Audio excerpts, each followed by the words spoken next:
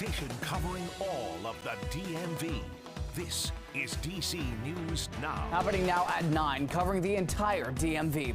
Severe storms sweep across our area. The damage done, the active alerts, and your forecast moments ahead. And on the run, the active manhunt for a suspected murderer after escaping custody inside a DC hospital on Wednesday. What we know. And we're stretching your dollar. Car insurance rates are rising. How you can slash your bills before hitting the road. And thank you for joining us for DC News Now at 9. I'm Ben Dennis this Saturday night. Over to meteorologist Scott Sumner. Scott, a very busy day in the skies. We saw some torrential downpours, but I understand that there's an active flash flood warning out there. Yeah, we'll show that for you here, Ben, as we take a look at what we have with our graphic system. Yes, we do have a flash flood warning in effect. You can see the box right here. Let's zoom in on in. There we go. And it's covering the Haymarket area around Virginia 55 and 29. This is an area that got hit hard. I'll show you rain amounts coming up in the main weather in just a little bit. But needless to say, no rain now. The rain has long gone, but still the residual effects are ongoing at this point in time. Now, as far as a wide view, you can see again the big picture, and that is showing again all the rain moving into Pennsylvania. So it is going to be a fairly quiet night. There may be a couple more rain showers overnight, but overall pretty quiet weather. But this evening, that is, more wet weather is coming up here for us on our Sunday. We are going to stay a bit unsettled during the early portion of the week. However, we'll be the recipients of some beautiful weather towards the back half of the week. You'll see that 7-day if you haven't already in just a little bit. And we're also watching the tropics. We'll talk about Lee and Margot coming up. Thank you, Scott. Looking forward to it developing right now in the district. A woman was shot and killed in broad daylight this afternoon, minutes apart from another shooting in the nation's capital. We've got video from that scene. Police stayed on site where she was shot for an active barricade situation. So just after 3:30, Metro Police said calls for a shooting came in on Duncan Place. Just over 1 hour later, police said a woman was sent to the hospital. That's where she died. It's in the neighborhood where a barricade situation also unfolded. This is near Maryland Avenue. And we have been told that that person who was barricaded is now in police custody. It is unknown if the barricade and the fatal shooting are related. Stay with us as we learn more. And this was not the only D.C. shooting that happened earlier today. Another one happened on Connecticut Avenue in Northwest. One man was shot, found conscious and breathing by officers. Contact District Police if you have any information relating to these shootings. And staying in D.C., police have arrested and charged a suspect in a double homicide that happened late last month. According to police, they arrived at the first shooting on Girard Street in Northwest and then Fairmont Street, also in Northwest. There they found 29-year-old Luke Whitaker of Northwest on Girard Street. But police got word of that Fairmont Street shooting. 19-year-old Zion Hollingsworth Haynes of Silver Spring, Maryland, was found dead. Both people on scenes of those crimes. But yesterday, the suspect, 33-year-old Jeremiah Jordan of Southeast, was arrested and charged with first-degree murder. And we're now on day 4 for the manhunt of a murder suspect who escaped custody at GW Hospital. This is video shared from a patio near the hospital of that suspect. No shoes on his feet. Police are still actively looking for him in the Foggy Bottom neighborhood is where this investigation began. He's accused of assaulting an officer and making a run for it while being changed out of his handcuffs. Earlier in the day, Haynes was arrested in Manassas for the murder of Brent Hayward. Tara Bass, who's close to the Haywards, tells us that the family fears for their life and they're raising money so that they can move. They're dealing with stress because the murderer is on the run. Tara Bass is a close friend to the family of Brent Hayward. D.C. police say that Hayward was killed last month by Christopher Haynes, who escaped their custody this week. Bays is raising money to help the family move for their safety. They're going through grief, a lot of crying, very upset.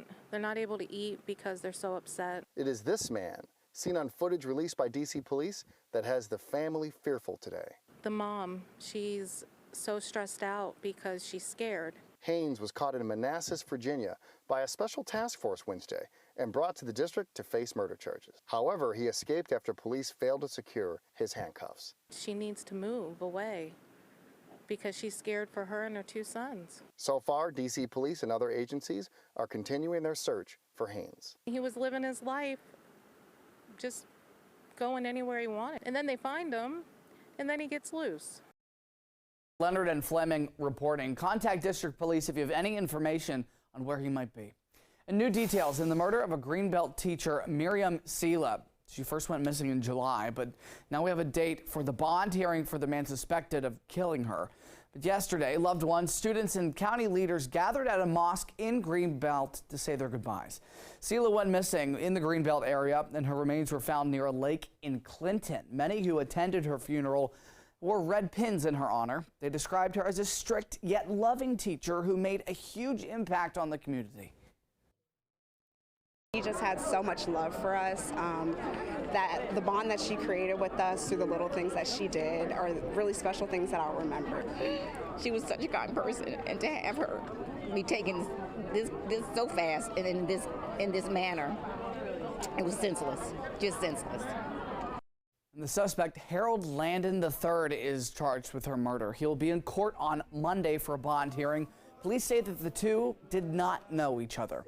And in commuter news, Metro has apologized for this. Anybody who faced serious delays on the Red Line today, in an official post on X, formerly Twitter, they shared the causes: a downed tree and a trespasser walking along the lines.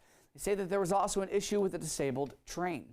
And happening now in D.C., parents can invite their teenagers to create a specialized Uber account through a family profile.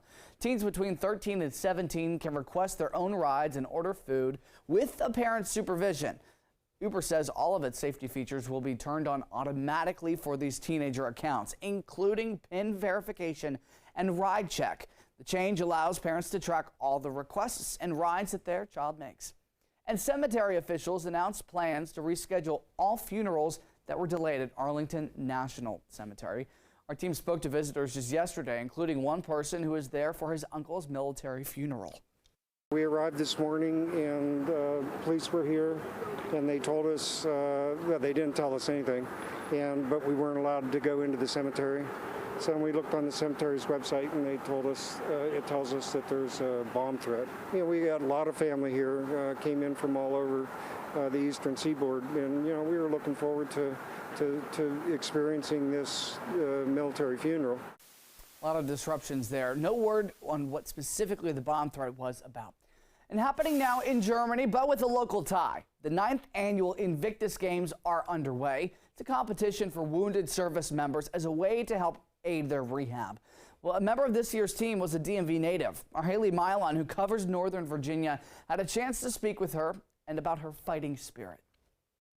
After a while, it got to a point where I couldn't walk because I couldn't feel from my waist down. 2022, on a flight to South Korea with the U.S. Army, then 27-year-old Tiffany Johnson's world froze. I was trying to lift my legs. I was unable to. After weeks in the hospital, doctors determined Johnson had multiple sclerosis. An Army brat and dedicated athlete, she found the specter of never running again tough to reckon with. The biggest challenge was mentally overcoming that there are some things that I have to relearn how to do. That challenge proved no match for Johnson's grit in physical therapies. Once again, learning to walk and to run. Her future, though, obscured by what MS had in store for her. She found solace and eventually hope in team sports, earning a spot competing in the Warrior Games. You jump into some sports, build some camaraderie. Later, setting her sights on the Invictus Games in Dusseldorf, Germany. She didn't dare trust her legs for track and field. That fear of falling or,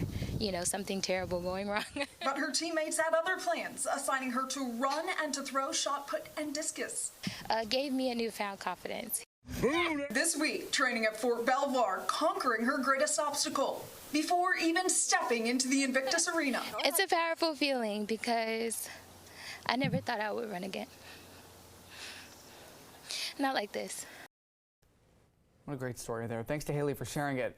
A new era, new season. We're less than 24 hours away from the season opener for the Washington Commanders.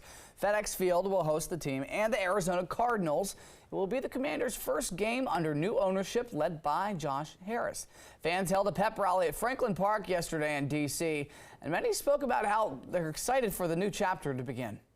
I'm looking at it to be a most better year that we don't had in a while, especially with the new owners coming in, the players. I mean, I don't see nothing can hold us back this year. Let's go Burgundy and Gold. The kickoff starts tomorrow at 1 p.m. Don't miss out.